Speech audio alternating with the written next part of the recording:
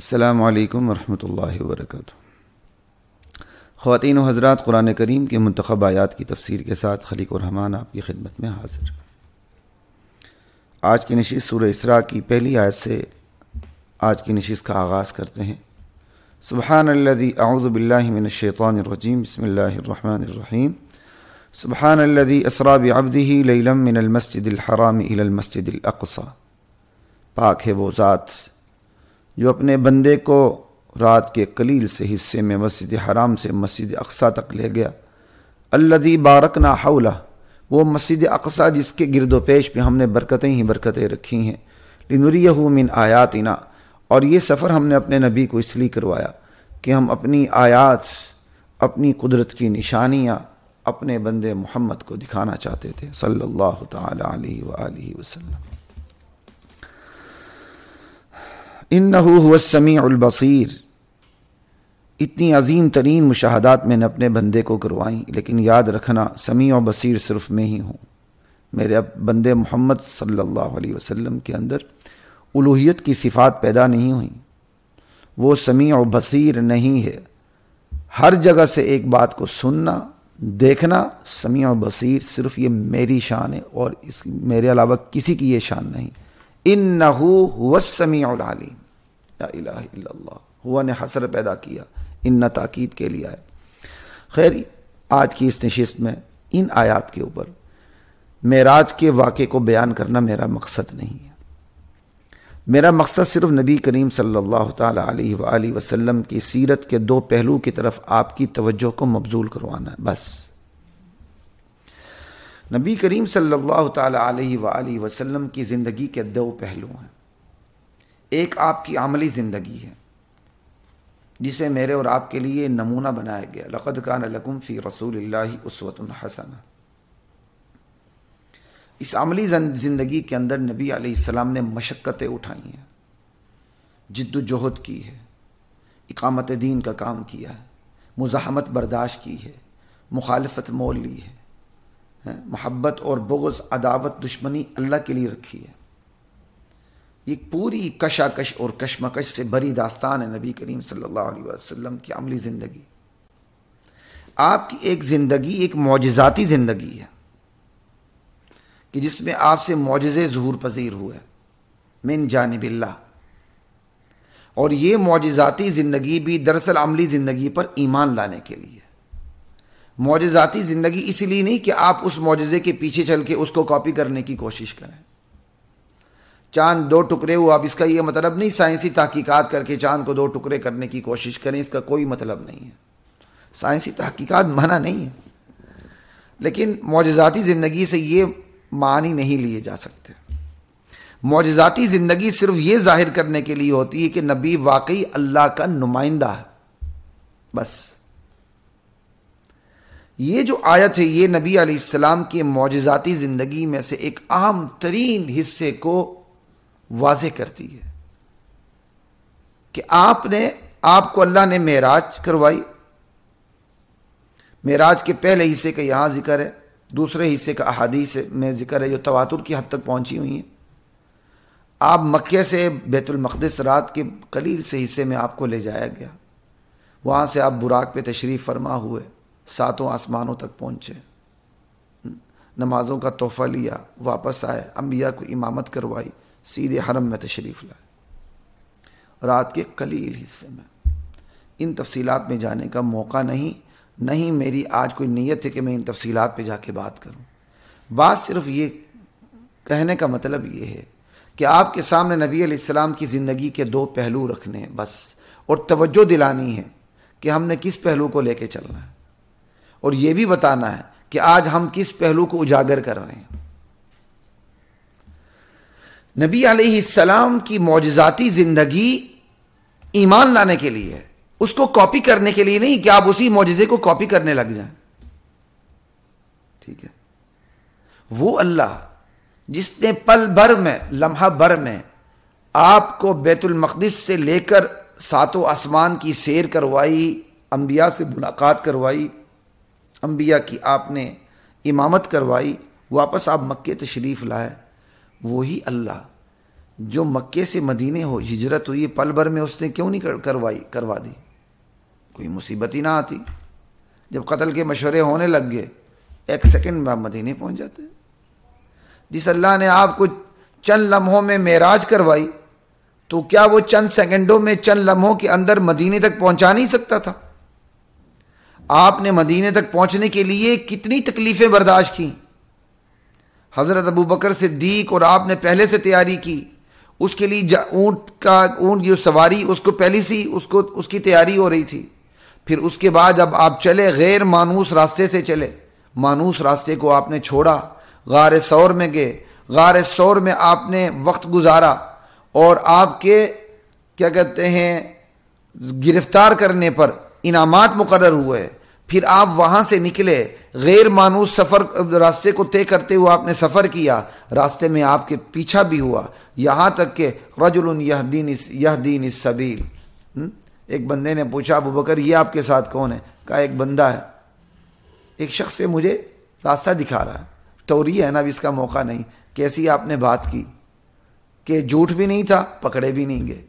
سراقہ آپ کے پیچھے چلے، ٹھیک ہے، جو بعد میں مسلمان بھی ہو گئے. گھوڑے دھنس گئے، گھوڑے کے پاؤں دھس گئے، پھر نکلے، پھر دھنس گئے، پھر بہرحال اس سے معافی مانگی، پھر وہ واپس ہوا. یہ سارا پھر معبد کے خیمے میں آپ کا دودھ پینا، پھر اتنا سفر طے کر کے جانا، مدینے میں پہنچنا، آپ کا استقبال ہونا. بھائی یہ تو ایک لمحے میں ہو سکتا تھا. جس اللہ نے معراج کروائی اس اللہ نے لمحے میں ہجرت کیوں نہیں کروائی؟ سمجھ گیا آپ؟ دراصل بات یہ ہے کہ اللہ نے اپنی زندگی کو، اپنے نبی کی زندگی کو اس کی امت کے لیے نمونہ عمل بنانا تھا. تو نمونہ عمل بننے کے لیے ضروری ہے کہ نبی خود مشقت کی زندگی میں اترے. نبی نے اتر کے دکھایا کہ یہ کام ممکن ہے. نبی کے لیے ہجرت تو ہوتی پل بھر میں، اور ہمیں کہا جاتا بھائی ہاں اگر دارالکفر میں حالات خراب ہو تو دارالاسلام کی طرف آپ ہجرت کریں. تو ہم کیسے کرتے؟ ہمارے دل میں شیطان وسوسے نہ ڈالتا کہ نبی کو ہجرت تو پل بھر میں کروائی گئی، مصیبتیں تو ہمارے اوپر آ رہی ہیں. نہیں، سب سے زیادہ تکلیفیں نبی نے اٹھائیں، اٹھا کے کہا یوں میری زندگی کی پیروی کرو. چونکہ معراج جو آپ کو کروائی ہم نے اس میں آپ کی پیروی نہیں کرنی. معراج میں جو احکام آپ لے آئے ہم نے اس کی پیروی کرنی ہے. خود معراج کی پیروی نہیں کرنی کہ ہم بھی کوئی ایسا آلہ ایجاد کرنے کی کوشش کریں، براق سے کوئی تیز جانور کسی طرح پیدا کرنے کی کوشش کریں کہ جس پہ ہم چڑھ کے آسمانوں کی سیر کریں. امپاسبل. اور یہ تو سوچنا بھی غلط ہے، چونکہ وہ معجزاتی زندگی ہے. تو معجزاتی زندگی کو عملی زندگی کے لیے تاکید بنا کے دکھایا گیا. چونکہ اس نے عملی نمونہ بننا نہیں تھا کہ ہم اس کو کاپی کریں، تو اس لیے وہ پل بھر میں کروا کے اللہ کی قدرت بھی دکھائی گئی، نبی کی نبوت کی صداقت بھی دکھائی گئی. اور جہاں آپ کی پیروی کرنی تھی تو وہ سفر لمحہ بھر میں پل بھر میں نہیں کروایا گیا، وہ مشقتوں سے بھرا سفر کروایا گیا تاکہ بعد میں امت اپنے نبی کی قربانی کو یاد بھی رکھے، اس کا ایمان بھی تر و تازہ ہوتا رہے. پھر اللہ کے علم میں بھی بات تھی کہ عمر کے مشورے سے جو ہمارے سال مقرر ہوں گے، شب و روز کے، ماہ و سال، وہ ہجرت سے شروع ہوں گے. جب بھی بندہ ہجری تاریخ لکھے گا اسے نبی کی ہجرت کی قربانی یاد آئے گی. اور اللہ اس قربانی کو مثال بنا کے پیش کرنا چاہتے تھے، عملی نمونہ بنا کے پیش کرنا چاہتے تھے، اس لیے نبی کو مشقت میں ڈال کے نبی کی پیروی کروائی گئی. اب تو آپ سمجھ گئے ہوں گے. لیکن افسوس خصوصاً برصغیر پاک و ہند کے اندر نبی علیہ السلام کی جب تعریفیں ہوتی ہیں تو آپ کی صرف معجزاتی زندگی کو فوکس کر کے بات کی جاتی ہے. بڑے بڑے خطیب 2 منٹ کی بات کو ربڑ کی طرح کھینچ کے 3 گھنٹے تقریریں کرتے ہیں. وہ 3 گھنٹوں کا خطیب صاحب کی تقریر کا خلاصہ نکالے تو 2 منٹ کی بات نہیں نکلتی. 2 منٹ کی میں مبالغہ نہیں کر رہا، 2 منٹ کی بات نہیں نکلتی. وہی 2 منٹ کی بات کو ربڑ کی طرح کھینچتے رہتے ہیں، ہاں ہو کرواتے رہتے ہیں. اور پھر فوکس بھی نبی علیہ السلام کی معجزاتی زندگی کو کرتے ہیں. پھر سامنے والا سن کے واہ کرتا ہے، عمل کی کوئی تڑپ اس کے اندر پیدا نہیں ہوتی. کیوں؟ معجزاتی زندگی تو عمل کے لیے ہے ہی نہیں. وہ تو صرف ایمان لانے کے لیے، وہ تو عملی زندگی کی تاکید کے لیے، اس کی تصدیق کے لیے، اس کو کاپی کرنے کے لیے تو نہیں ہے۔ تو ماشاءاللہ عوام کا نام بھی بیٹھی ہوتی ہے اور مزے سے کانوں کی عیاشی کرتی ہے، نبی علیہ السلام کے معجزات سنتی ہے کہ اسے بھی پتہ ہے ہم نے تو عمل کرنا نہیں، نہ ہمارے یہ عمل کے لیے، واہ واہ کرتی ہے۔ خطیب کی جیب میں پیسے ڈال دی جاتے ہیں، وہ 2 منٹ کی تقریر کو ربڑ کی طرح 2 گھنٹے تک کھینچنے کے بعد اللہ حافظ کر کے پیسے جیب میں ڈال کے چلا جاتا ہے۔ نبی علیہ السلام کا جو زندگی کا عملی نمونہ ہے، جس کی میں نے اور آپ نے پیروی کرنی ہے، جس کو میں نے اور آپ نے کاپی کرنا ہے، اس کو پیش ہی نہیں کیا جاتا، اس پر توجہ ہی نہیں ہوتی کہ اسے پیش کیا جائے تو پھر نیچے سے واہ واہ نہیں ہوگی، نیچے سے پتھر بھی پڑیں گے، بہت کچھ ہوگا۔ قوم کی دکھتی رگ پہ ہاتھ رکھا جائے نا، پھر ہر ایک آپ کو سلامی پیش نہیں کرتا، سلوٹ نہیں کرتا۔ آپ کے پسینے پر خون بہانے والے ہیں تو آپ کا خون نچوڑنے والے بھی سامنے آتے ہیں۔ آپ کے جوتے سیدھے کرنے والے اللہ تعالیٰ ایسے لوگوں کو سامنے کرتے ہیں تو آپ کو جوتا رسید کرنے والے بھی سامنے آ جاتے ہیں۔ یہی تو امتحان ہے، یہی تو امتحان ہے۔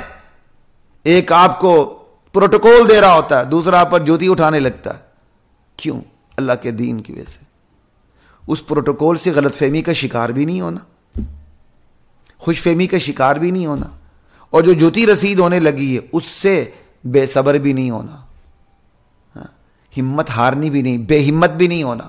یہ تو چیزیں چلتی رہیں گی۔ ہاں، اللہ سے آزمائش کبھی بھی نہ مانگے، ہم بڑے کمزور ہیں، اللہ سے ہمیشہ عافیت مانگے۔ آزمائش سے تو نبیوں نے بھی پناہ طلب کی ہے۔ بس اس آیت میں نے آپ کو صرف یہ بتانا مقصد تھا، یہ آیت پڑھ کے، یہ نبی علیہ السلام کی معجزاتی زندگی ہے جو ایمان لانے کے لیے ایک اللہ کی قدرت ظاہر ہوتی ہے، نبی کی نبوت کی صداقت ظاہر ہوتی ہے، اور یہ عملی زندگی کو پش کرتی ہے کہ اس عملی نبی کی اس معجزاتی زندگی کو دیکھ کر نبی کی عملی زندگی کو اپناؤ۔ لیکن افسوس آج کے خطیب نبی کی معجزاتی زندگی کو فوکس کر کے نبی کی عملی زندگی سے نبی کی امت کو اوجھل رکھتا ہے۔ کیوں؟ نبی کی عملی زندگی سامنے آ جائے تو مولوی صاحب کی دیہڑیاں ختم ہو جاتی ہیں، اس کو نبی علیہ السلام کی زندگی کی سچی تصویر مل جاتی ہے، اس کی آنکھیں کھل جاتی ہیں۔ پھر وہ مولوی صاحب کی من گڑت کہانیوں پر ایمان نہیں رکھتا، وہ پھر مولوی صاحب کی بیان کی من گڑت روایتوں پر اعتبار نہیں کرتا، وہ مولوی صاحب کی بیان کی من گڑت خوابوں پر ایمان نہیں رکھتا۔ وہ سچا سچا سیدھا سادہ مسلمان ہو کے قرآن کو دیکھتا ہے، احادیث کو دیکھتا ہے، اور قرآن و احادیث کی اسی تعبیر کو اختیار کرتا ہے جو اسلاف نے کی ہیں، جو سلف نے کی ہیں، جس کا سلسلہ آج تک نہیں ٹوٹا، نہ قیامت تک ٹوٹے گا۔ جو توڑے گا وہ اس سلسلے سے باہر ہوگا۔ لا الہ الا اللہ۔ میں خیال اس پر اتنی ہی بات کافی ہے، اللہ تعالیٰ نے چاہ پھر کبھی بات کریں گے۔ اب سورہ اسراء کی آیت نمبر 23 اور 24 پہ بات کرتے ہیں۔ وَقَضَىٰ رَبُّكَ أَلَّا تَعْبُدُوا إِلَّا إِيَّاهُ، تمہارا پروردگار فیصلہ کر چکا ہے، یہ بات طے شدہ ہے کہ اللہ تعبدوا الا ایاہ، تم سب نے کسی کی بھی عبادت نہیں کرنی سوائے اسی کے، اطاعت اسی کی کرنی ہے، رکوع اسی کے سامنے، سجود اسی کے سامنے، طواف پھیرے اسی کے گھر کے۔ اللہ اکبر۔ کہیں اور طواف پھیرے نہیں ہیں، کسی اور کے لیے سجدہ سجود رکوع نہیں ہے، کسی اور سے مانگنا نہیں ہے۔ وَبِالْوَالِدَيْنِ إِحْسَانًا، اور والدین کے ساتھ حسن سلوک سے پیش آنا۔ اللہ نے اپنے ساتھ والدین کا ذکر کر دیا، کیونکہ انسان کی تخلیق میں اللہ تعالیٰ نے والدین کو ذریعہ بنایا ہے۔ تو والدین کا کتنا بڑا مقام ہے، جہاں اللہ اپنے حق کا ذکر کرتے ہیں۔ کئی جگہ قرآن میں یہ ہے جہاں اللہ اپنے حق کا ذکر کرتے ہیں، معاً بعد اللہ والدین کا ذکر کر دیتے ہیں۔ والدین کے ساتھ حسن سلوک سے پیش آنا ہے۔ سنیے ان ذرا آیات کو، آج کے والدین کے ساتھ ہم کیا کرتے ہیں۔ اما یبلغن عندک الکبر احدہما او کلاہما فلا تقل لہما اف، اگر ان والدین میں سے دونوں میں سے کوئی ایک، والد یا والدہ یا دونوں، تمہارے پاس بڑھاپے کی عمر کو پہنچ جائیں۔ اللہ اکبر۔ تمہارے پاس ایک ایک لفظ پہ غور کریں، ایک ایک لفظ پہ۔ تمہارے والدین ان میں سے ایک، لا الہ الا اللہ، یا دونوں تمہارے پاس، آئندہ کا، مجھے مہینے 2 مہینے پہلے احساس ہوا، 3-4 مہینے پہلے اللہ تعالیٰ نے یہاں آئندہ کا کیوں کہا ہے، بتاتا ہوں میں ابھی آپ کو. تمہارے پاس بوڑھے ہو جائیں، فلا تقل لہما اف، انہیں تم نے اف تک نہیں کہنا. اللہ اکبر، اف تک نہیں کہنا. ولا تنہرہما، بات کرتے ہوئے جھڑک کے ان سے بات نہیں کرنی، انہیں جھڑکی نہیں دینی. وقل لہما قولا کریما، قول کریم، احترام سے، ادب سے ان سے بات کرنی ہے.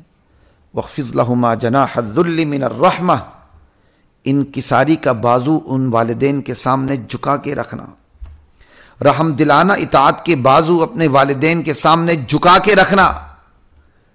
وقل رب ارحمہما کما ربیانی صغیرا، اور اللہ سے بھی یہ دعا کرتے رہنا، امر دوام کے لیے ہے.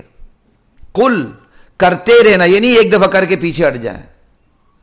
رب ارحمہما کما ربیانی صغیرا، اے میرے پروردگار میرے ان والدین پر رحم فرما، کیونکہ انہوں نے بچپن میں میری پرورش کی تھی. یہ کاف تعلیل کے لیے ہو جائے گا، ایک ترجمہ. دوسرا ترجمہ، مولا میرے ان والدین پر رحم فرما جیسا کہ انہوں نے بچپن میں میری تربیت کی تھی، میرے ساتھ رحم سے پیش آئے تھے، مجھ پر ترس کھایا تھا. لا الہ الا اللہ. یہ امر دوام کے لیے. اف نہیں کہنا کبھی بھی، کبھی جھڑکنا بھی نہیں، ہمیشہ ان کے ساتھ ادب احترام سے بات کرنی ہے، اور انکساری کا بازو جھکا کے رکھنا، رحم دلانہ اطاعت کا بازو جھکا کے رکھنا، اور اللہ سے دعا کرتے رہنا. یہ نہیں کہ ایک دفعہ رب ارحمہما کما ربیانی صغیرا، بس والدین کا حق ادا ہو گیا. انا للہ و انا الیہ راجعون. اب یہاں میں ماحول کو بھی دیکھتے ہوئے 1-2 چیزیں آپ سے عرض کرنا چاہتا ہوں. اللہ تعالیٰ نے دیکھیں قرآن کے ایک ایک لفظ میں معانی کا سمندر ہے.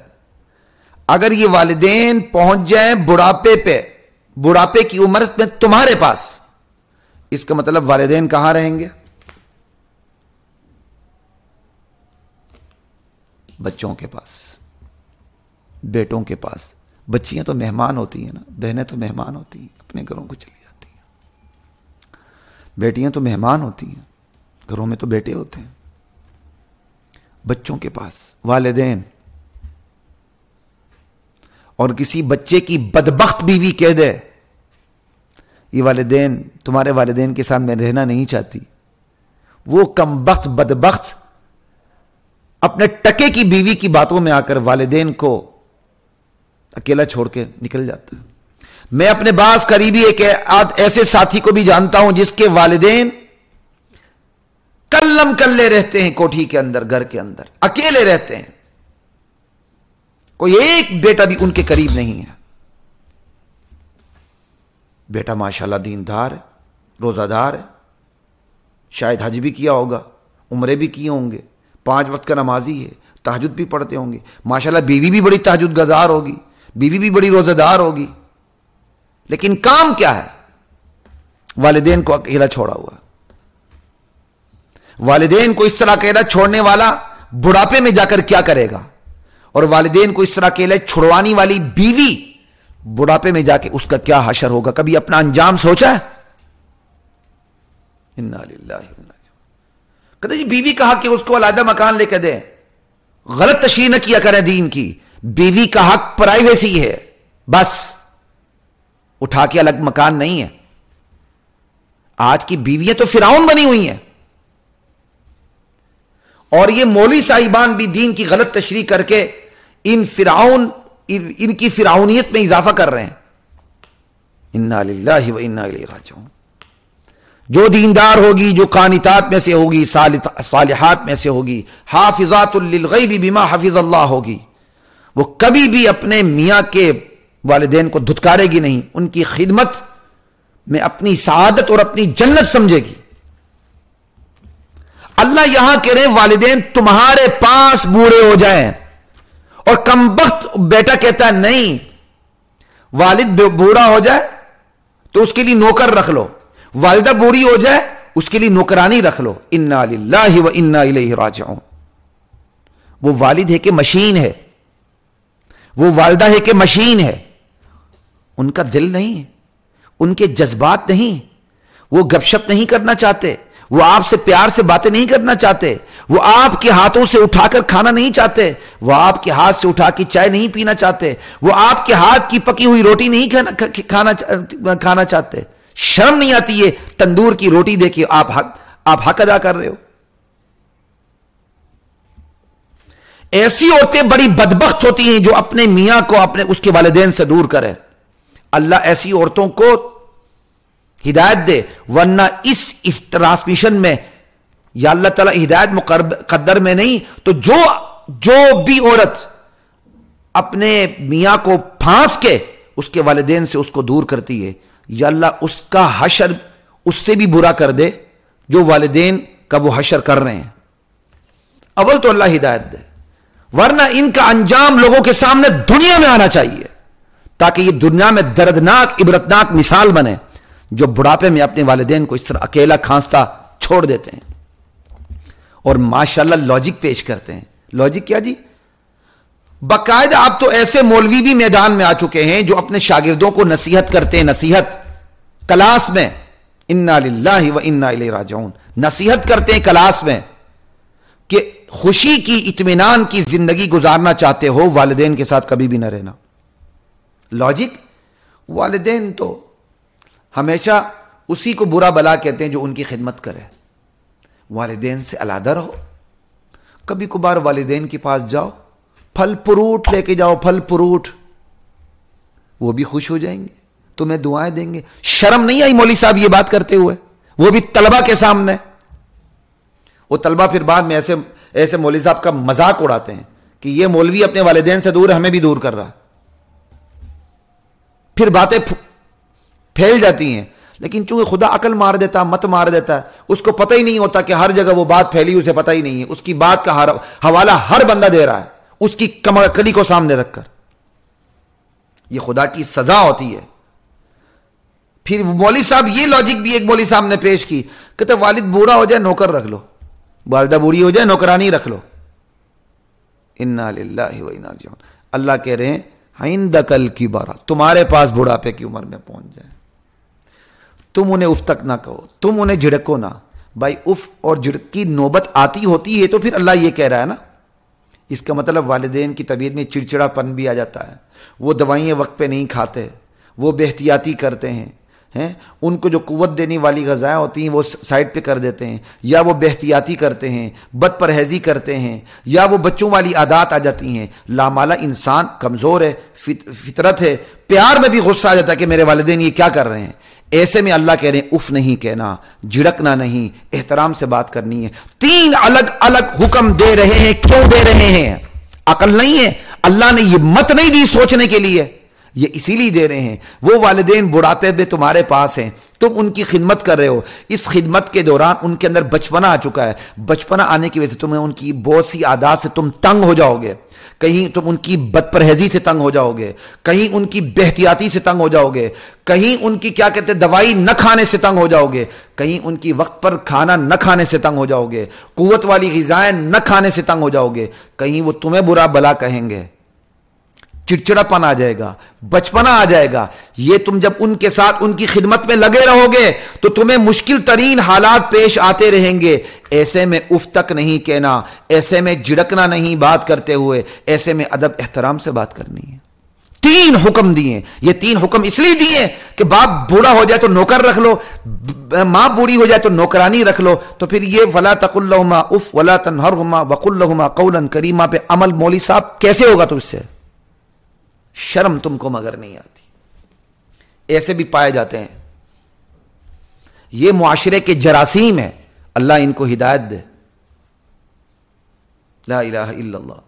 اور یہ طبیعت بعض مولویوں نے بھی خراب کی جنہوں نے سٹیجوں پہ آ کے کہہ دیا نہ ساس کی خدمت ذمہ داری نہ سسر کی خدمت ذمہ داری. انشاءاللہ اس موضوع کو اللہ نے مجھے موقع دیا, رمضان کے بعد موضوع بنا کے بات کروں گا. ایک بہو گھر کے اندر تمام مفادات سمیٹے, اور جب ساس سسر کی خدمت کی بات آئے میری کوئی ذمہ داری نہیں, پھر تیری کون کون سی ذمہ داری تیرے شوہر کے اوپر نہیں، ہم وہ بھی بتائیں گے انشاءاللہ. پھر ہم دیکھیں گے تم سیدھی ہوتی ہو کہ نہیں. آج کی عورت، میں دنیا دار کی بات نہیں کر رہا، دیندار عورت ٹیڑھی ہوئی ہے، ٹیڑھی، اس کے دماغ میں کجی آئی ہوئی ہے. لا الہ الا اللہ. وہ خاوند بڑے خوش قسمت ہیں جن کی بیویاں ان کے والدین کی خدمت کرتی رہی ہیں، کرتی رہیں گی. لا الہ الا اللہ. اور وہ بیٹے بڑے بدقسمت ہیں جو اپنے والدین کی خدمت نہ کرنے پر بھی لاجک پیش کرتے ہیں. ملا باشد کی چپ نہ شود، کام کیا بھی نہیں، کام نہ کرنے پر بھی دلیل. ماشاء اللہ. لا الہ الا اللہ. یہ جو آج کل دلیلیں دے رہے ہیں نا بعض مولوی صاحبان، یہ وہی دلیل ہے جو ذرا لبرل ترکا ذرا سمارٹ طریقے سے دیتا. وہ کیا کرتا ہے، بچے پیدا ہوتے ہیں تو ڈے کیئر سینٹر کے حوالے کر دیتا. وہ بچے آیاؤں کے ہاتھ میں ڈے کیئر سینٹر میں پلتے ہیں، بڑھتے ہیں، ان کے دلوں میں ماں باپ کی کوئی محبت نہیں ہوتی. وہی ماں باپ جنہوں نے ان کو ڈے کیئر سینٹر میں بھیجا ہوتا ہے بوڑھے ہو جاتے ہیں، تو ڈے کیئر سینٹر میں جو بچہ پروان چڑھتا ہے وہ اپنے بچوں کو بالکل ریئلسٹک ہوتے ہوئے وہ اپنے ماں باپ کو سیدھے اولڈ ہوم پہنچا دیتا ہے. وہ اولڈ ہوم تو نہیں ہوتا، وہ تو اولڈ ہاؤس ہے بھائی. اولڈ ہوم تو ہوم کہنا ہی نہیں چاہیے، وہ تو ہاؤس ہے، ہوم ہے ہی نہیں ہے. یعنی جب جوانی تھی تو والدین نے ریئلسٹک ہو کے اپنے اس نومولود بچے کی تربیت نہیں کی، ڈے کیئر سینٹر کے حوالے کر دیا. ہمارے پاس وقت نہیں ہے. بس ان کی سیرت کو اس نومولود بچے نے بھی پکڑ لیا. جب وہ بڑا ہوا تو اس نے کہا اب میرے پاس والدین کی خدمت کے لیے وقت نہیں. اس نے سیدھے اپنے والدین کو اولڈ ہاؤس پہنچا دیا. یہ سزا ہوتی ہے، سزا. وہی اولڈ ہاؤس پہنچانے والی بات مولوی صاحب نے بڑے سادے طریقے سے کی. والد بوڑھا ہو جائے نوکر رکھ لو، والدہ بوڑھا ہو جائے نوکرانی رکھ لو، خود والدین کے پاس نہ رہو، دور رہو، کبھی قبول جاؤ، پل پروٹ لے کے جاؤ، پل پروٹ. انا للہ و انا الیہ راجعون. اللہ اکبر. جہاں اللہ کی توحید مظلوم ہے نا، خدا کی قسم، وہاں والدین کا والدین ہونا بھی آج کے معاشرے میں مظلوم ہے. یہ دونوں چیزوں کو اللہ نے ساتھ ذکر کیا ہے. میرے علاوہ کسی کی عبادت نہ کرنا، وہ والدین کے ساتھ حسن سلوک سے پیش آنا. اللہ کی توحید بھی سب سے زیادہ مظلوم ہے، اور والدین کے ساتھ جو سلوک کرنا ہے وہ بھی سب سے زیادہ مظلوم ہے. اس لیے غور کریں، بڑے خوش قسمت ہیں وہ بچے، وہ بیٹے، وہ اولاد جنہیں اپنے والدین کی خدمت نصیب ہوتی ہے. والدین ان کے لیے دل سے دعا دیتے ہیں، دل سے دعا دیتے ہیں. لا الہ الا اللہ. دل سے دعا دیتے ہیں.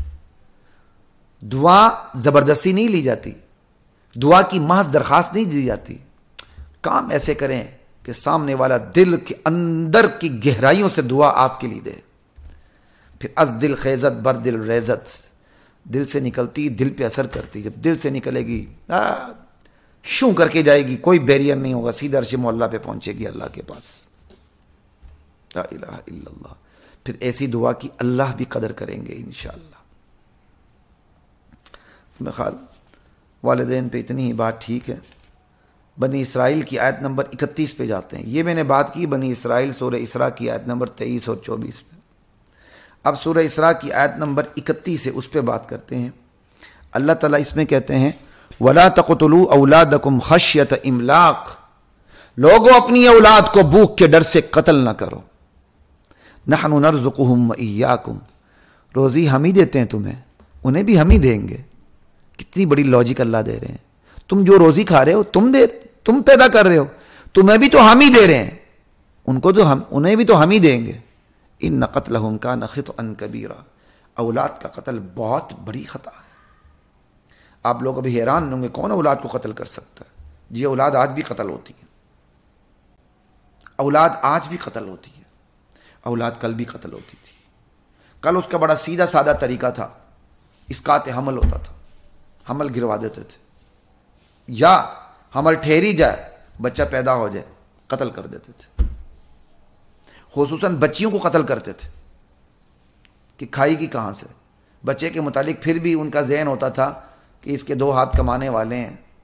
بہرحال وہ اتنے غیرت مند ہوتے تھے کہ اپنی بچیوں سے نوکریاں نہیں کرواتے تھے. وہ اتنی غیرت ان کے اندر تھی، وہ اپنی بچیوں سے نوکری نہیں کرواتے تھے اور اپنی بچیوں کی کمائی نہیں کھاتے تھے.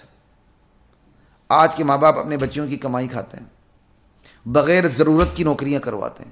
جہاں ضرورت ہے اس کا میں انکار نہیں کرتا، لیکن جہاں ضرورت نہیں ہے اس کو ریسیپشن کی زینت بنا دینا، اس کو نامحرم خونخوار نگاہوں کی زینت بنا دینا، بہرحال اسلام میں اس کا کوئی تصور موجود نہیں ہے.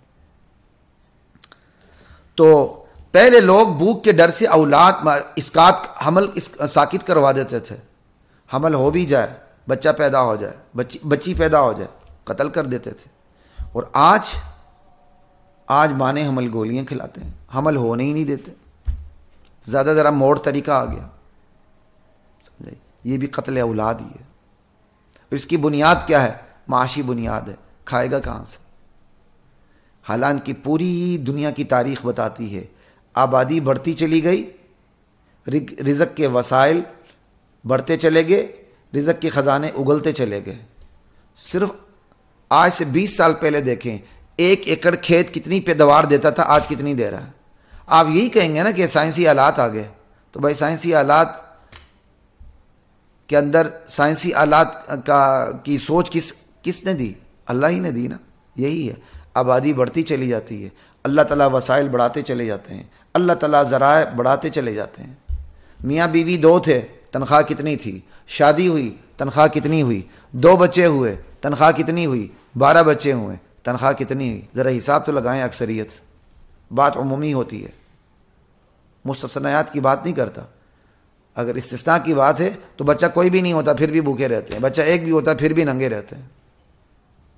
یہاں ایکسیپشنل کیس کی بات نہیں ہو رہی، یہاں روٹین کی بات ہو رہی ہے کہ خدا کا عمومی قاعدہ کیا ہے. شادی نہیں ہوتی، پیسہ نہیں ہوتا. میاں بیوی 2 ہوتے ہیں، پیسہ بڑھ جاتا ہے. 1 بچہ ہوتا ہے اور آمدنی بڑھ جاتی ہے. 10 بچے ہوتے ہیں، آمدنی کہاں سے کہاں چلی جاتی ہے، بندے کے وہم و گمان میں بھی نہیں ہوتا. اس لیے اللہ تعالیٰ یہاں کہہ رہے ہیں بندوں کو، میرے بندوں بھوک کے خوف سے تخریبی کوششیں چھوڑ دو، تخریب کاری چھوڑ دو. یہ دہشت گردی ہے، یہ تخریب کاری ہے، خاندانی منصوبہ بندی. بچے کم ہی اچھے نہیں، بچے بہت ہی اچھے. اللہ کو اس امت کی کثرت بھی مطلوب ہے، قوت بھی مطلوب ہے. اس لیے رمضان کی راتوں میں بھی بیوی کے پاس جانے کی اجازت دیتے ہوئے فرمایا کہ جا کے جو تمہارے مقدر میں جو ہم نے اولاد لکھی اس کو حاصل کرنے کی کوشش کرو. وابتغوا ما كتب اللہ لکم. رمضان کی راتوں میں بھی سمجھ آئی. اللہ کو اس امت کی کثرت بھی مطلوب ہے، قوت بھی مطلوب ہے. نبی کو اس امت کی کثرت بھی مطلوب ہے، قوت بھی مطلوب ہے. اور ہمارے نبی دیگر انبیاء پر فخر کریں گے کہ میری امت اپنی تعداد میں بھی زیادہ ہے. لا الہ الا اللہ. اللہ کے نبی نے فرمایا تناکحوا وتناسلوا فانی افاخر بکم الامم. نکاح کرو، اولاد پیدا کرو، قیامت کے دن میں تمہاری کثرت پہ امتوں میں فخر کروں گا. اللہ اکبر، کتنی بڑی بات. تو یہاں تخریبی کوشش کو اللہ روک رہے ہیں. میرے بندے بھوک کی فکر ہے نا تمہیں، تو تعمیری کوششیں کر لو، وسائل اور ذرائع پہ سوچنا شروع کر دو، ہاتھ پاؤں مارو. اللہ کی زمین کوئی چھوٹی زمین نہیں ہے، تمہیں بہت کچھ مل جائے گا. لیکن تخریب کاری نہیں کرنی، اسقاط حمل کی کوششیں نہیں کرنی، اولاد کو قتل نہیں کرنا، مانے حمل کی گولیاں نہیں کھانی. بہت سی ایسی عورتیں ہوتی ہیں، میاں بیوی 2 ہوتے ہیں، بیوی شادی ہو جاتی، کہتے یہ بھی تو ہمیں بچوں کی ضرورت نہیں ہے. بھائی تمہاری بھی ضرورت نہیں تھی نا، پھر کیوں پیدا ہوا ہے؟ عجیب باتیں کرتے ہیں. یہ بکواس مسلمان کو نہیں جچتی. میاں بیوی 2 ہوتے ہیں، کہ ہمیں اولاد کی ضرورت نہیں ہے. ماشاءاللہ تمہاری بڑی ضرورت تھی جو تم اس دنیا میں تشریف لائے یہی کام کرنے کے لیے. بغیر اولاد کے بس جی برا کریں، اپنی خواہش پوری کرتے رہیں. اس کام کے لیے آپ کو یہاں لایا گیا تھا، اللہ تعالیٰ نے بھیجا تھا. باتیں کرتے ہیں. لا الہ الا اللہ. پھر یہی میاں بیوی 2 ہوتے ہیں، ہمیں اولاد کی ضرورت نہیں ہے. اور ایسے آپ کو بہت سے کیسز ملیں گے جنہوں نے دوائیاں کھائیں کہ ابھی اولاد کی ضرورت نہیں ہے. بعد میں وہ یعنی ہر ڈاکٹر کے سامنے لیٹتے رہے لیکن ان کی اولاد ہی نہیں ہوئی. یہ اللہ سزا بھی دیتا ہے کہ پہلے گولیاں کھائیں، اللہ تعالیٰ پھر ان گولیوں میں ایسی تاثیر رکھ دیتے ہیں بعد میں اولاد ہی نہیں ہوتی. اولاد ہوتی تو بہت دیر سے ہوتی تو اس کے بعد پھر نہیں ہوتی. یہ سزائیں ہوتی ہیں، سزائیں. کفر تو ہمارے پیچھے پہلے ہی لگا ہوا ہے، وہ تو ہماری خاندانی منصوبہ بندی کر رہا ہے، وہ تو کرنے میں لگا ہوا ہے. لیکن ہم اپنی خاندانی منصوبہ بندی اپنے ہاتھوں سے ہم نے شروع کر رکھی ہے. جن ممالک نے اپنے ہاں خاندانی منصوبہ بندی کی، اللہ تعالیٰ نے زیر و زبر کر کے رکھ دیا ان کے پورے ممالک کو، اس معاشرے کو. آپ دیکھ لیں، جاپان میں دیکھ لیں، ان کی بوڑھی نسل کو سنبھالنے والا درمیانی نسل نہیں ہے، نہ ہونے کے برابر.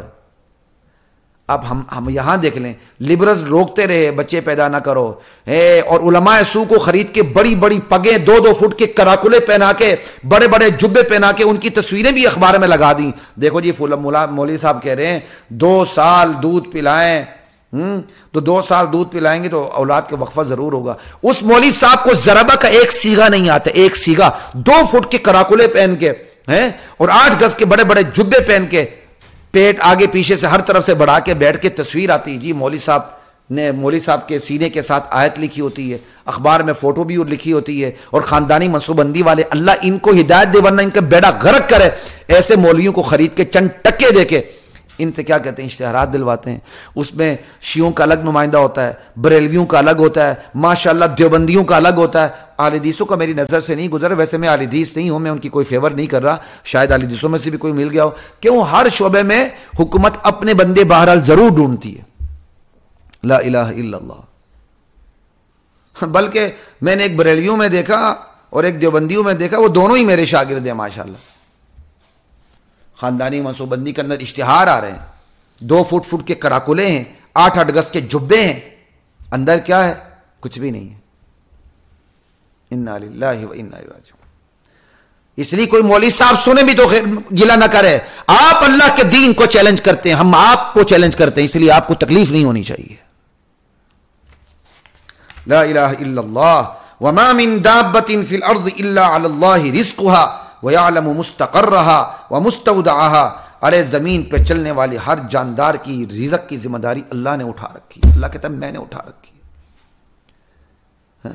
میں اس کے مستقر کو بھی جانتا ہوں کہ وہ زمین میں زندگی گزارتے ہوئے کس سوراخ میں ہوگا، کس بل میں ہوگا، کس پتھر کے نیچے ہوگا، پانی کے اندر پڑی ہوئی چٹان کے کس کونے کے اندر ہوگا، زمین کی کس سطح پر ہوگا، فضا میں کہاں ہوگا، بر و بحر میں، اوپر نیچے، دائیں بائیں، آگے پیچھے کہاں ہوگا، مجھے پتا ہے. میں اس کی روزی وہاں پہنچا کے رہوں گا. وَمُسْتَوْدَعَهَا. اس نے جہاں دفن ہونا ہے مجھے اس کا بھی پتا ہے. اس کی لاش کو میں نے کس کی خوراک بنانی وہ بھی مجھے پتا ہے. وَإِن مِّن شَيْءٍ إِلَّا عِندَنَا خَزَائِنُهُ. تمام خزانے میرے پاس ہیں. وَمَا نُنَزِّلُهُ إِلَّا بِقَدَرٍ مَعْلُومٍ. ہاں خزانے ہم سب یکدم نہیں اتارتے. میں اپنے خزانوں کو، اللہ کہتے ہیں ہم اپنے، یا اللہ کا شاہانہ انداز، اللہ ہم پلورل لفظ، جمع کا لفظ استعمال کر رہے ہیں، ہم اپنے خزانوں کو بڑے اندازے سے اتارتے ہیں. کیا کلام ہے اللہ کا. کہتے کوئی ایسا خزانہ نہیں، تمام چیزوں کے خزانے ہمارے پاس ہیں. الا عندنا خزائن وما ننزلہ الا بقدر معلوم. ہم ان خزانوں کو ایک اندازے سے اتارتے ہیں کہ جب ضرورت ہو ہم اتنی اتارتے ہیں. آپ کے گھر میں 10 مہمان آئے، آپ 12 کا 14 کا کھانا پکا لیتے ہیں، حیثیت زیادہ اور بھی اس سے زیادہ پکا لیتے ہیں کہ شاید 3-4 اوپر سے آ جائیں. اللہ نے زمین پر اپنے مہمان بھیجنے، 10 بھیجنے، اللہ نے 8 کا بندوبست کیا ہے، لہٰذا 2 کم کر دو. انا للہ و انا الیہ راجعون. اللہ کی منصوبہ بندی پر جو ہاتھ ڈالتا اللہ اس کے ہاتھ توڑ کے رکھ دیتے ہیں. یہی وجہ ہے خاندانی منصوبہ بندی کرتے ہوئے جن ممالک نے اللہ کی پلاننگ پہ ہاتھ ڈالا اللہ تعالیٰ نے ان کے ہاتھ توڑ کے رکھ دیے. آج وہی ممالک دیگر ممالک سے ریسورس پرسن کی بھیک مانگ رہے ہیں، اب شہریت دے رہے ہیں، سٹیزن شپ دے رہے ہیں، وظیفے دے رہے ہیں، اسکالرشپ دے رہے ہیں. آ جاؤ ہمارے ہاں، آ جاؤ ہمارے ہاں آباد ہو جاؤ، ہمارے ملک کے شہری بن جاؤ. اور اپنے ملک کے نوجوان لڑکیوں کو ترغیب دے رہے ہیں تم گھروں میں بیٹھ کے بچے پیدا کرو، تم نوکریاں نہ کرو. آپ کو پتہ ہے یہاں ہم اپنی لڑکیوں سے نوکریاں کروا رہے ہیں، اور جنہوں نے نوکریاں کروائیں آج وہ اپنی نسل کو، نوجوان نسل کے سامنے ہاتھ جوڑے ہیں، خدا کے لیے گھروں میں بیٹھ کے بچے پیدا کرو، ہم تمہیں وہاں وظیفے دیں گے. نوکری جس سے کرنی وہ بوڑھی عورتیں کریں. لیکن آج ان کی نوجوان نسل سنبھلنے کو تیار نہیں ہے. وہ ایک دفعہ باہر آ چکی ہے، وہ اولاد نہ پیدا کر کے خالی خولی مزے ویسے ہی لے رہی ہے. اس سے کہتا ہم اولاد پیدا کرنے کی جھنجھٹ میں پڑنے کی ضرورت کیا ہے. انا للہ و انا راجعون. وہاں کا مرد بھی اولاد کی جھنجھٹ میں نہیں پڑتا، زنا کرتا ہے، جیسے کتے سے کتی سے بچے پیدا ہوتے ہیں اس سے بھی بچے پیدا ہو جاتے ہیں. وہ منہ اٹھا کے چل پڑتا ہے کہ میری ذمہ داری نہیں ہے تو اس کے بچے ہیں، کیونکہ کوئی شادی ہوئی نہیں ہے. اس لیے وہاں اب اکثریت حرامیوں کی پیدا ہو رہی ہے. خاندانی منصوبندی کی جس ممالک نے زیادہ کوشش کی وہاں زنا زیادہ پھیلا, وہاں حرامی لوگ زیادہ پیدا ہوئے. لا الہ الا اللہ. خیر, اس پہ میرے خیال اتنی ہی بات کافی ہے, ہمیں سمجھ آ جانا چاہیے.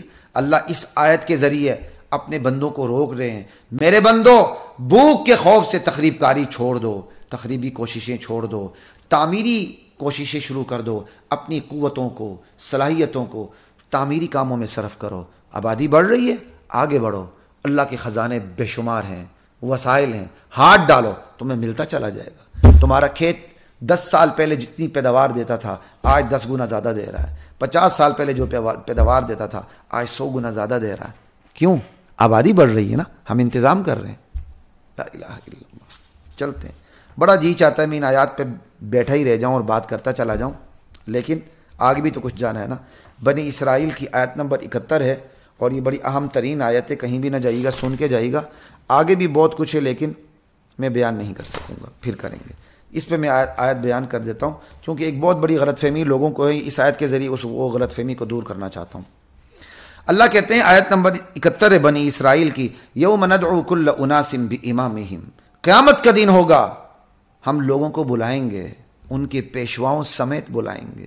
آ جاؤ, فلاں قائد تھا اس کے پیروکار سب اس طرف ہو جائیں, فلاں بڑا نسل پرست, قوم پرست, زبان پرست, وطن پرست تھا اس کے پیروکار الگ ہو جائیں, فلاں اسلام پرست تھا اس کے پیروکار, اللہ اسلام پسند تھا اس کے پیروکار الگ ہو جائیں. چھوٹے چھوٹے قائدین کو بھی علیحدہ کیا جائے گا, بڑے بڑے قائدین کو بھی علیحدہ کیا جائے گا. پھر تمام چھوٹے قائدین جس بڑے قائد کے نیچے ہوں گے ان تمام چھوٹے قائدین کو بڑے قائد کے نیچے کر دیا جائے گا, چاہے وہ قائد اچھا ہے چاہے برا ہے. یعنی برے جو قائدین ہوں گے, سمجھائی, اگر اچھے پیروکار ہیں ان کو پہلے چھوٹے چھوٹے اچھے قائدین کے پیچھے کھڑا کیا جائے گا, پھر تمام جو چھوٹے چھوٹے اچھے قائدین ہیں وہ سب سے بڑے اچھے قائد کے پیچھے کھڑے ہو جائیں گے. اور بائیں طرف تو میں ویسے کہہ رہا ہوں نا نقشے کے طور پر, کہ پھر جو برے کیا کہتے ہیں لوگ ہیں جنہوں نے پیروی کی ہوگی ان کی پیشواؤں کو, جو چھوٹے چھوٹے پیشوا ہیں ان کے پیچھے پیچھے کھڑا کیا جائے گا. پھر جتنے بھی برے پیشوا ہیں ان کا جو سب سے بڑا سرغنہ ہے اس کو آگے کیا جائے گا, ان تمام چھوٹے پیشواؤں کو اس کے پیچھے کیا جائے گا. یہ ایک منظر ہوگا, یوم ندعو کل اناس بامامہم فمن اوتی کتابہ بیمینہ فاولئک یقرؤون کتابہم ولا یظلمون فتیلا. قیامت کا دن ہوگا ہم لوگوں کو ان کے پیشواؤں سمیت بلائیں گے, ان کو پیشواؤں کے ساتھ بلائیں گے. جس کے دائیں ہاتھ میں اعمال نامہ دیا جائے گا خوشی خوشی اپنے اعمال نامے کو پڑھے گا, دوسروں کو بھی دکھائے گا. قرآن میں دوسری جگہوں پر موجود ہے, ولا یظلمون فتیلا, ذرا بر ظلم نہیں ہوگا. ومن کان فی ہذہ اعمی, جو یہاں اندھا ہوگا, فہو فی الآخرۃ اعمی, وہ آخرت میں بھی اندھا ہوگا, اس سے جنت کا راستہ نہیں ملے گا. واضل سبیلا, بلکہ اندھے سے بھی زیادہ ناکام ہوگا. اندھا پھر بھی ہاتھ رکھ ادھر ادھر کر کے سیدھے کیا کہتے ہیں اپنی منزل مقصود پہ پہنچ جاتا ہے. وہاں اپنے منزل مقصود وہ منزل کا قصد کرے بھی تو وہ منزل مقصود نہیں بنے گی, وہ جنت تک پہنچ ہی نہیں سکتا. خود میں نے ایک نابینے کو دیکھا, میں حیران ہوتا ہوں, اللہ تعالیٰ ایک صلاحیت چھینتا ہے نا تو دوسری صلاحیت بہت دے دیتا ہے. اب میرے جاننے والے ہیں, بلکہ میرے والد صاحب کے شاگرد ہیں, بڑے شاعر بھی ہیں اپنی زبان کے, تو وہ اپنا کمرہ کھولنے لگے. نابینا ہے وہ, بچپن میں کسی وجہ سے نابینا ہو گئے تھے. ماشاءاللہ بڑا ہٹا کٹا بندہ ہے, شادی شدہ بندہ ہے, اور بچے بھی ہیں ماشاءاللہ اس کے. تو ایک ادارہ بھی چلا رہا ہے ماشاءاللہ, اللہ صلاحیتیں دیتے ہیں.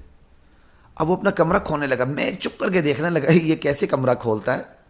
اس نے جی جیب سے چابی نکالی, تالا ایسے ہاتھ میں پکڑا, ڈس فوراً تالا کھول دیا. میں حیران, کتنا اندازہ اس کا درست. اللہ ایک صلاحیت چھین لیتے ہیں دوسری دیتے ہیں, لیکن اللہ میدان محشر میں جس کی یہ بینائی کی صلاحیت چھین لیں گے اسے قابلیت نہیں دیں گے کہ وہ ہاتھ مارتے مارتے جنت تک پہنچ جائے. اللہ کہتے ہیں وَأَضَلُّ سَبِيلًا. یہ بس میں نے ساری بات اس بات کو سمجھانے کے لیے آپ کے سامنے رکھ رہا ہوں کہ وہ قیامت کے دن وہ اندھوں سے بھی زیادہ ناکام ہوگا.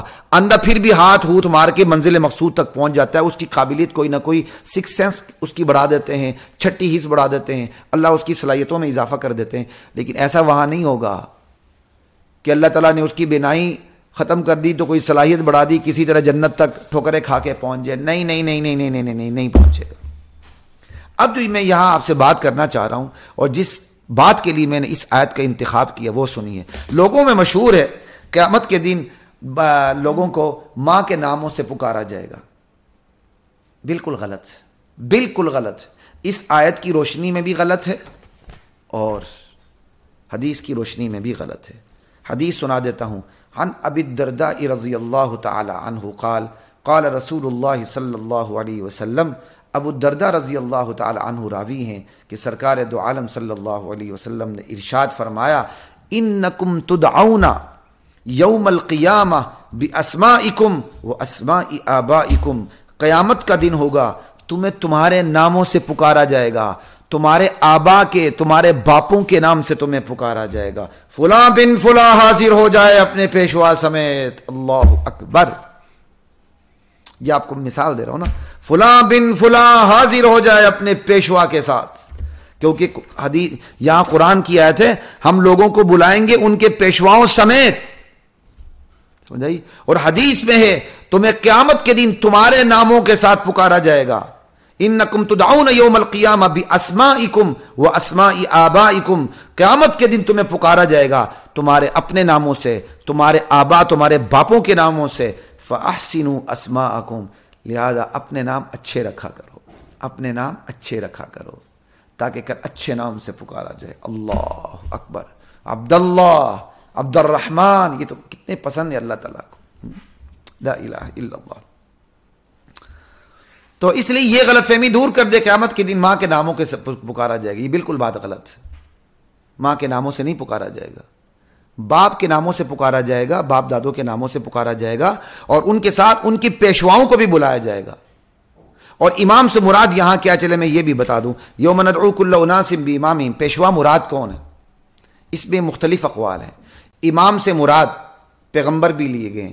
ہر امت کو اس کے نبی کے ساتھ بلایا جائے گا. ہر امت نبی کے جھنڈے تلے کھڑی ہوگی الگ، بالکل تمام امت کو اس کے نبی کے ساتھ علیحدہ کر دیا جائے گا. ایک امام سے مراد نبی ہو گیا. امام سے مراد کتاب ہو گئی. ہر امت کو اس کی کتاب کے حوالے سے الگ کیا جائے گا. انجیل والوں الگ ہو جاؤ، تورات والوں الگ ہو جاؤ، زبور والوں الگ ہو جاؤ، قرآن والوں الگ ہو جاؤ، صحف ابراہیم و موسیٰ الگ الگ ہو جاؤ. ٹھیک ہے. اور امام سے مراد لا الہ الا اللہ.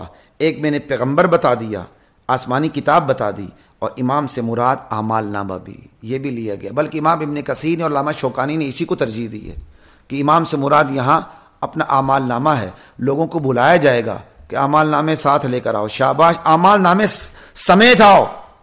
اور پھر اس کی تاکید آگے بھی ہے فمن اوتی کتابہ بیمینہ.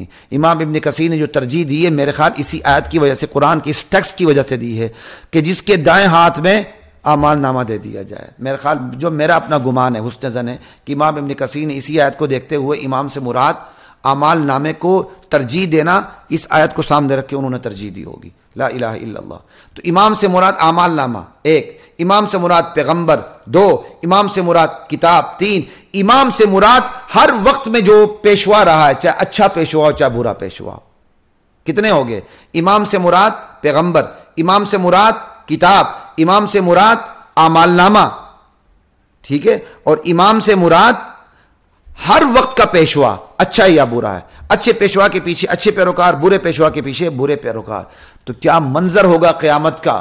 نبی ہوں گے سب سے بڑے پیشوا الگ، پھر نبی کی پیروکاری میں جو چھوٹے چھوٹے پیشوا قیامت تک بنتے رہے. قیامت تک تو ہمارے نبی کے بنیں گے نا.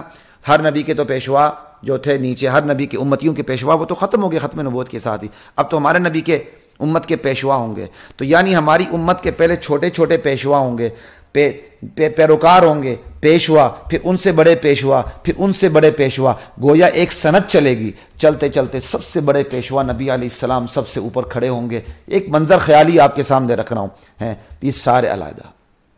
اسی طرح ہر نبی کے علیحدہ. پھر اسی طرح جو جھوٹے پیروکار ہیں، غلط پیروکار، وہ الگ.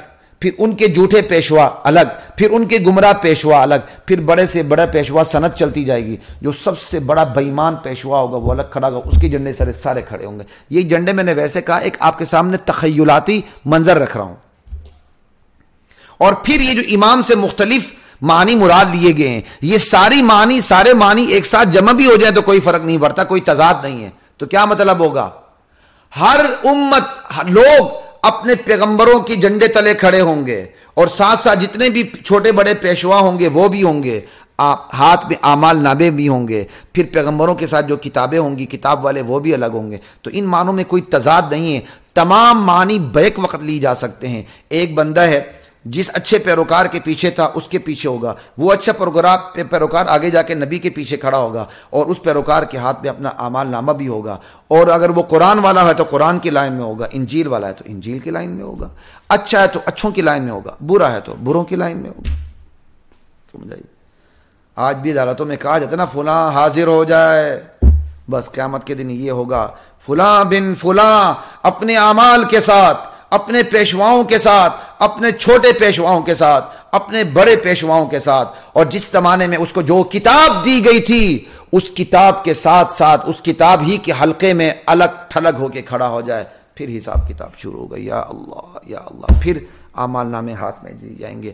اللہ تعالیٰ وہاں میرا بھی اچھا انجام کرے, آپ کا بھی اچھا انجام کرے. میرے والد اس دنیا سے گزر چکے ہیں, اللہ ان کا بھی اچھا انجام گزرے. اور اس ادارے کے ساتھ معاونت کرنے والے جتنے ساتھی ہیں جو ان کے مرحومین ہیں, جن کے والدین فوت ہو چکے ہیں, والد فوت ہوئے ہیں, والدہ فوت ہوئی ہیں, بڑے چھوٹے کوئی عزیز اقارب فوت ہوئے ہیں, اللہ ان کا اچھا بھی انجام کرے. تمام امت مسلمہ کا اچھا انجام کرے. رب اجعلنی مقیم الصلاۃ ومن ذریتی ربنا وتقبل دعاء ربنا اغفر لی ولوالدی وللمؤمنین یوم یقوم الحساب. کل تک کے لیے اجازت دیجیے گا, انشاءاللہ اللہ نے چاہا کل آپ سے پھر ملاقات ہوگی قرآن کریم کی منتخب آیات کے ساتھ انشاءاللہ العزیز. السلام علیکم ورحمۃ اللہ وبرکاتہ. وَلَقَدْ أَنزَلْنَا